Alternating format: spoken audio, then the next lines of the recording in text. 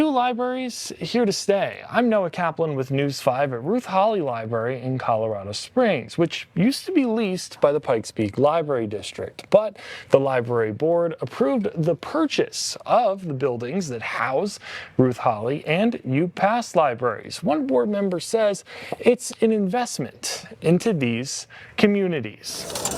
From the printers to the bookshelves to the computers. We currently lease both of those spaces, and so we're just purchasing them. PPLD's board approved of about $2.64 million to officially buy UPass and Ruth Holley, making them permanent fixtures. We have $1 million coming out of our fund balance, our reserves. We have $400,000 that's coming out of our capital contingency. We have $1 million that's coming from the Pikes Peak Foundation, and then we have $200,000 that's coming from a private donation, and then there's a little bit that's coming out of interest. The needs of these two communities are very different. And Board of Trustees VP Aaron Salt says purchasing these spots for good will help meet those needs. At UPass, the library will eventually adopt a hybrid model, meaning people can use the library with no staff present, allowing it to stay open for longer hours. It's something that we're exploring and that was part of our facilities master plan.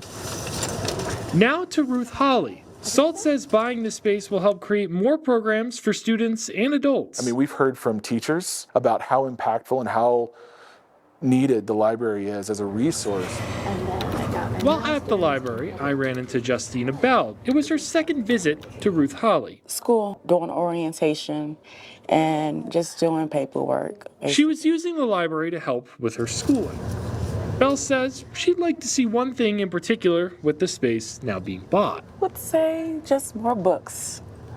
Bring more books, like health books. Now you may be wondering how PPLD had the money for this when just last year, the library board voted to close the Rock Rimmon Library. The reasoning, Salt says, is because the library cannot use reserve funding for a property it's only leasing. We have operating budgets and we have reserve funds. We can't use reserve funds for ongoing perpetual expenses like a lease. That has to come out of our operational budget.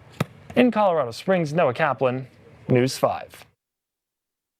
In 2024, the Library District spent between $90,000 and $95,000 to help fund some much-needed improvements to the Penrose Library in downtown Colorado Springs.